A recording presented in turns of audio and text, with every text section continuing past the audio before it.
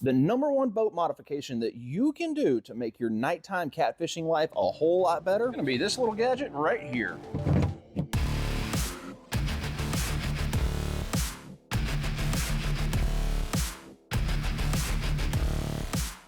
All right, let's show you how to make these things. Send it.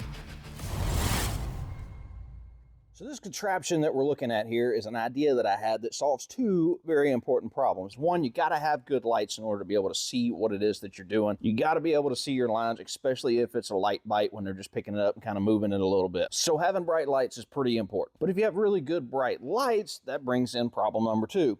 Bugs. Now in the early part of the spring and most of the summer here in Georgia, I can get away with the first few hours of just having red light instead of white. And the bugs don't seem to be as attracted to the red light. Bugs in my... Red light also doesn't kill your night vision. So when you turn it on, it doesn't blow your vision out and you can't really see what you're doing. Red lights help with that a lot. But all my fancy catfish poles glow in the dark. They're UV reactive. And so is my monofilament line. So a UV light, or a black light in this case, would be super awesome to make everything glow. But bugs are extremely attracted to UV and black light. So I wanted to make this contraption so that I could have red lights for earlier in the night when the bugs are real bad and it won't attract them, but I'll still be able to see what I'm doing. I wanted a black light or a UV light that would glow all my rods and my lines later on in the night or in the wintertime.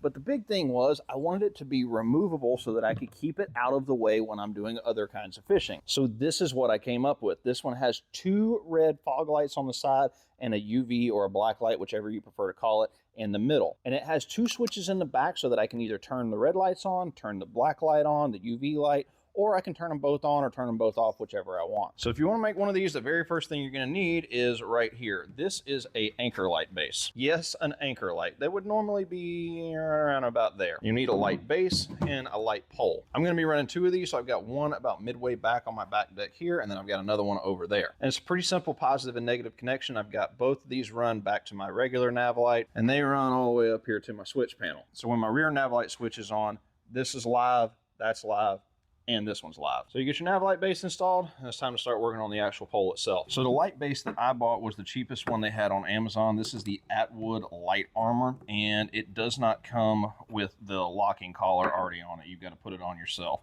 And I got the cheapest, just incandescent light pole that I could get. I will leave links to all this stuff to where you can get it. So this particular one has 2 screws on it. I just removed those, slide my base on there so that I'll be able to screw this down, and then you only need to put one of these screws back in for this particular application. I don't know why it has a second screw up there. I guess it's for different sizes of light pole bases, but this one I only need that lower one. Now the next fun project is we have to get this light fixture out of here. So this bulb just kind of pops out there, and generally there's either a rivet, a small screw, or this one has a little indentation right here, and that's what's holding this plastic piece on. On the other one, I was able to just kind of twist this, and you got to be careful. You don't want to pull this too hard because you don't want to break the wires when you do it. Kind of like that. I'm gonna check my wires, make sure I didn't break nothing. The other one that I had when I did this the first time, these little connectors were down inside of there. I hope you can see that. But I had to get in there with a screwdriver and kind of push these out. So we can get rid of all this. Don't need it. And I'm gonna come in here and go ahead and cut these little connectors off. So now we just need to figure out which one of these wires is negative and positive. On this particular light, it has one wire that is solid black and one wire that has a bunch of silver writing on it. So I'm gonna spread these wires apart so they're not touching each other. Go ahead and plug this base in. So make sure these are not touching. I got a little cheap 12-volt light. I'll go ahead and turn my anchor light switch on. And since I've already done this, I already know that the wire with the silver writing is my positive and the plain black wire is my negative. Depending on the brand and manufacturer that you buy, they may be different. So just grab your cheap light and test it out. So I'm gonna flip that off, and the next thing we need to do is find out where this is pointing straight at the back of the boat. I am kind of lucky on this particular one that notch where it was kind of crimped to hold that plastic piece in place is facing pretty much straight back.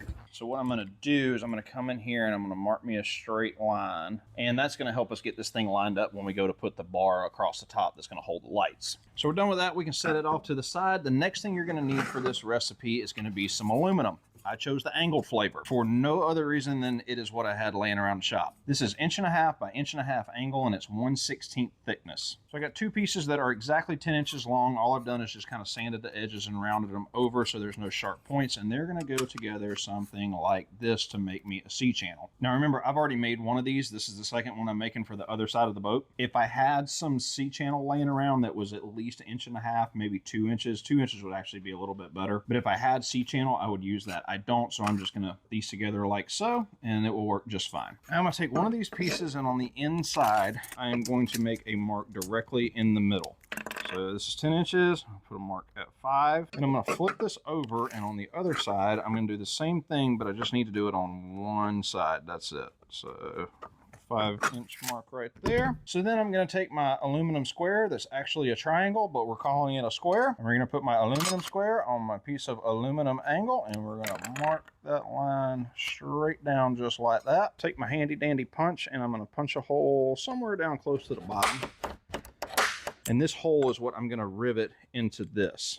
I'm using a 3/16 drill bit because I'm going to be doing this with a 3/16 rivet. All right, remember that line that we put on the front of here? This is where that comes into play. What I'm going to do is I'm going to take this and I'm going to hold that line on the pole to the line on the angled aluminum so that I know that I got it centered. I'm going to turn it over like this. I'm going to make sure I've got it all lined up, hold that in place, and then I'm going to trace the outside edge of this pole here.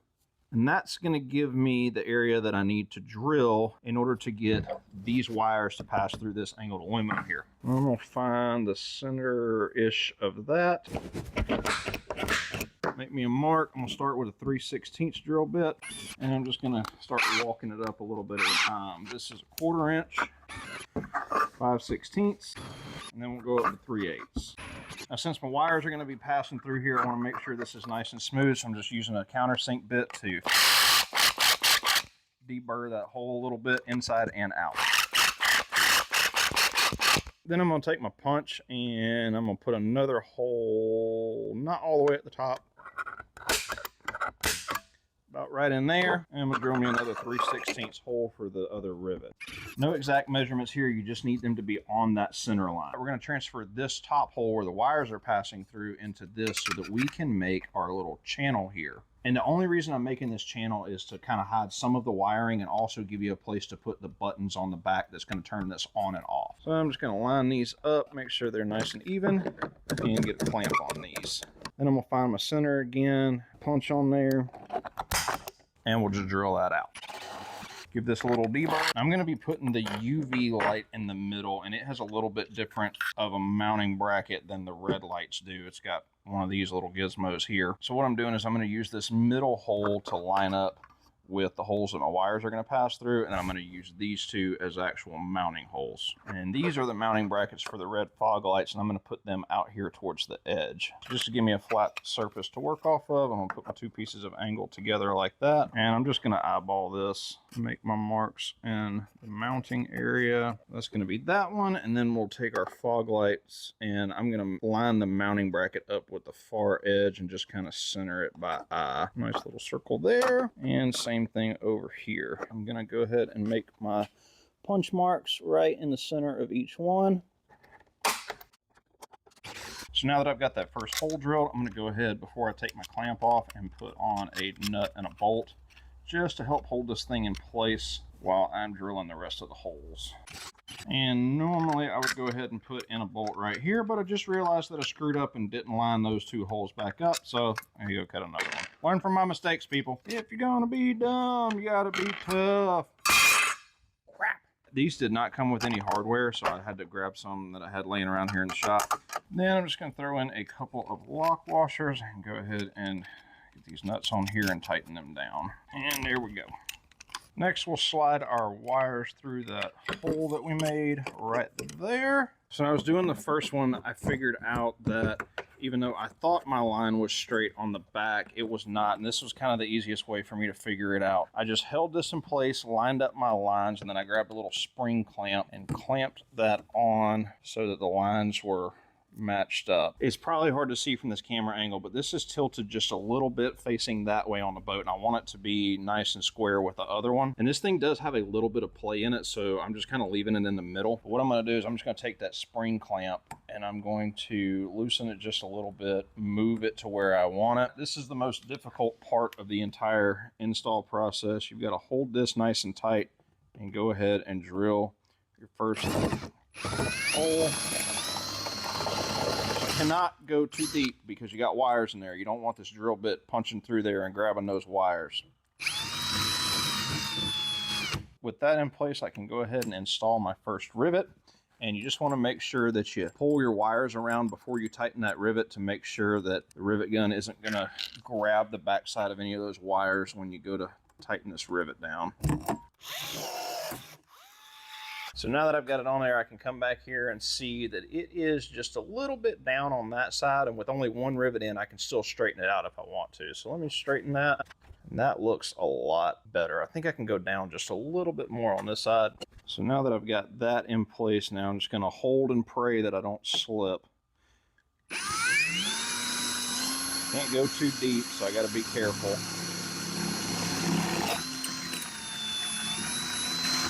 Now I can throw in this other rivet. And we're golden, pony boy. Alright, so now we can assemble our fog lights. I learned this the hard way last time. You do need to strip back this black outer sheeting a lot farther back than you think you're going to need. I'm just using a razor knife and cutting through that sheeting without cutting the wires underneath. And on these particular lights, you have to put the mounting bolt in first, and it's held in place by two little notches right here. The first time I did this, I did not put these bolts in, and I regretted it later, because once you get this thing all together, you don't have a whole lot of room to get in here with your fingers and put these in. So I ended up having to disassemble the entire thing just to get these stupid little bolts in. So again, learn from my mistakes. Do this first. And same thing on our black light or UV light here. I'm going to strip this back. And the next thing you're going to need is two switches. I got these just push button cheap switches on Amazon. They are waterproof. And the way they work is you unscrew this cap, take it off. There's a little rubber washer that goes on there as well. And this will install from the backside in the 3/8 holes that we forgot to drill. So now I've got to go back in and drill those. You should feel lucky that you have a video showing you how to do this, because I don't have anybody telling me how to do this. Because it would be super nice to have Morgan Freeman in the background, his super deep voice right now going, "You forgot to drill the holes." So on the other one, I did the holes 2.5 inches in on each side. So I'll just mark that real quick.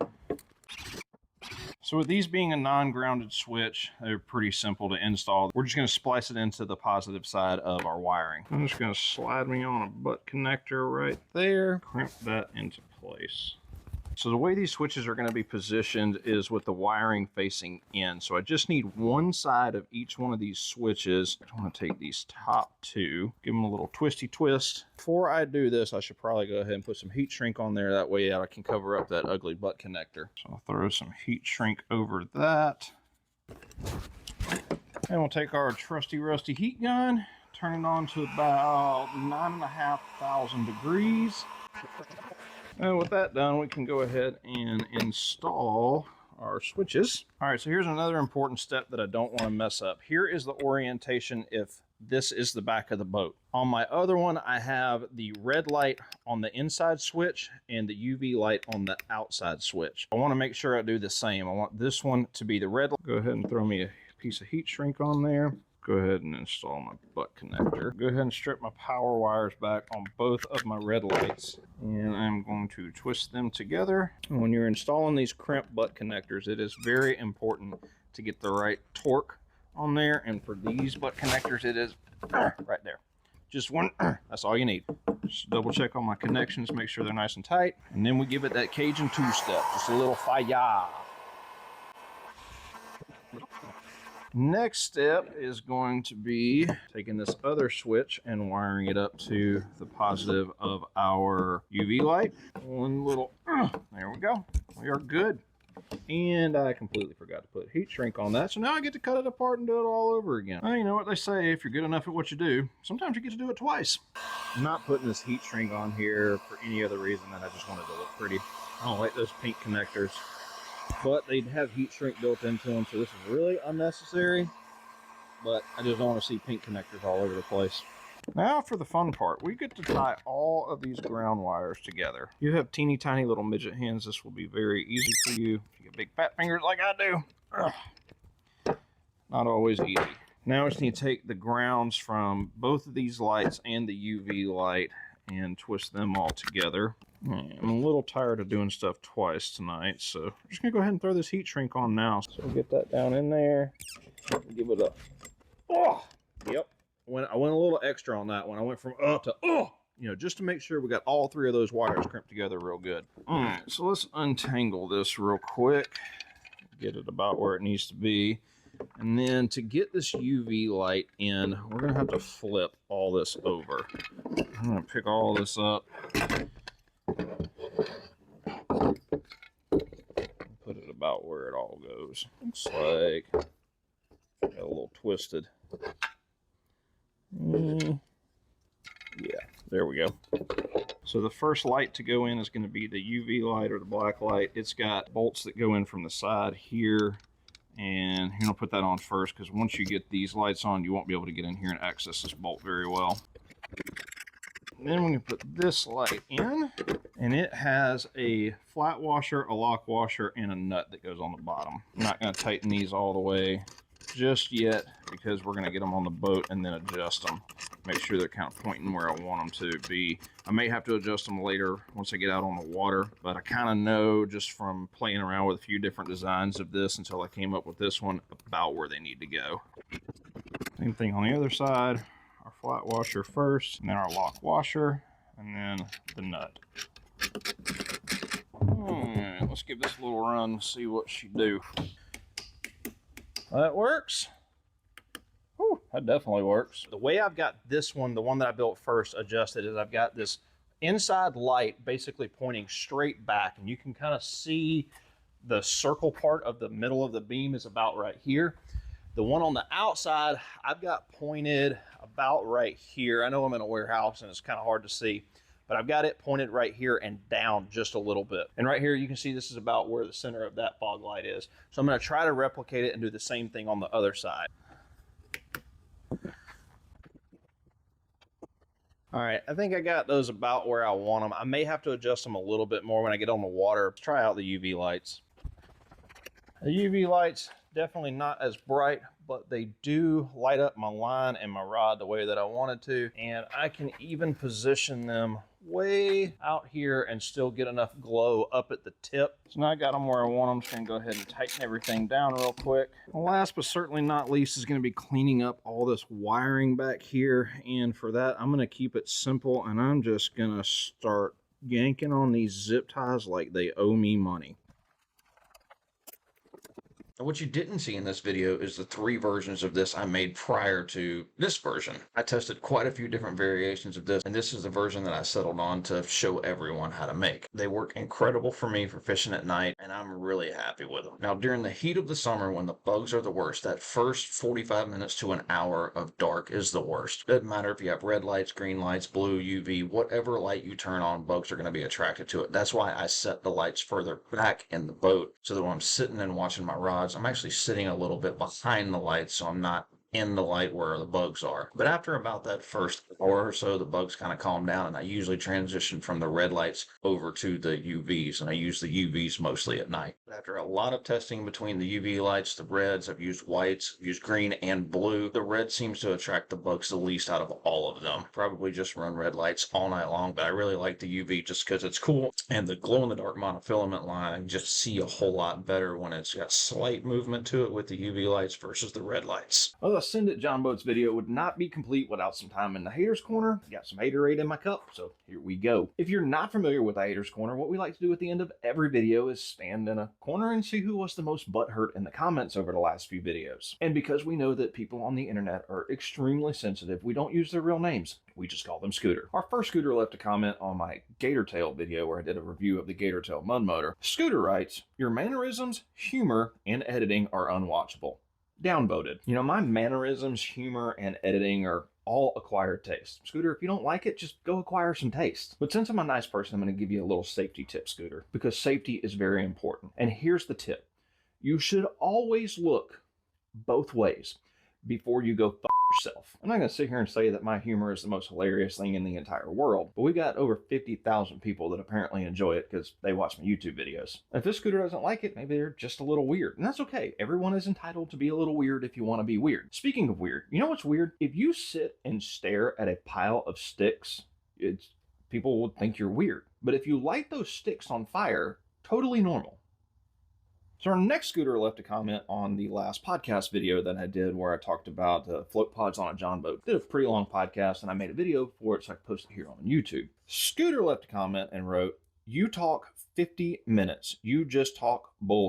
You know, Scooter, you're the kind of person that they write books about. Like really, really famous and popular books. Like this book. It's called the DSM-5. You should definitely check it out. Great read. And it's a podcast, Scooter. That's what they're all about, is talking. That's what you do in a podcast, is you talk. And if you don't like to hear me talk, just click off the video. There's plenty of other stuff on the internet to watch. You might be more interested, Scooter, in a different genre of videos. Maybe something like German subtitled tentacle fetish. It's on the internet.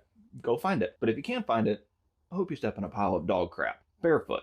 And it squishes in between your toes. And there's no water hose in sight. Anywhere. So our next scooter left a comment, not on a video, but in response to someone else's comment who was actually trying to just be nice. And the original comment was, you know, major outboards are wrong-handed, but as a hardcore waterfowler, I steer wrong-handed and use my dominant hand to run my spotlight. What that comment's referring to is in that video, I was talking about the only thing I really didn't like about the gator tail was that I like to drive with my right hand. And the gator tail is set up to drive wrong-handed, which most outboards are. I completely get that. It's just a personal preference thing. It's my video, my opinion. And it was more of a suggestion to gator tail that maybe in the future they could consider making a tiller handle that's reversible or coming out with different options or different models or whatever. It's just something I wanted to put out there. And Scooter writes, wrong-handed, most tillers are set up to run with the driver on the starboard side of the boat. That goes for everything, including bass boats and dual console boats also. So me being me, I responded back to Scooter. I said, yes, you are correct. But who made that a rule that everyone has to drive that way? Just because you want to stick gummy bears in your pee hole doesn't mean that I have to do the same just because you did it. Makes sense? I mean, I was just being funny, but I was still trying to get a point across. Legitimately don't understand why that is a standard. Like, why does everyone have to drive with the wrong hand? I would like to have the option to drive with my right hand if I want. So Scooter read the comment and wrote back. Scooter said, that's a little aggressive. It's that way for a reason because originally it was the offset propeller torque as well as the starboard side literally means steering and support to pass on the starboard side is just common knowledge around the water. So apparently I hurt Scooter's feelings and he thinks that sticking gummy bears in your pee hole is a little aggressive. And Scooter's trying very hard in his comments to let me know that he knows what he's talking about. But in reality, if Scooter knew half of what he thought he knew, he still wouldn't know shit. Opinions are like buttholes. Everyone's got one. It's my channel. If I want to share my opinion or my butthole here on the internet, I'm going to do it. My opinion on this particular topic is I want to drive with my right hand. My opinion of you, Scooter, is that you should go deep throat a chainsaw.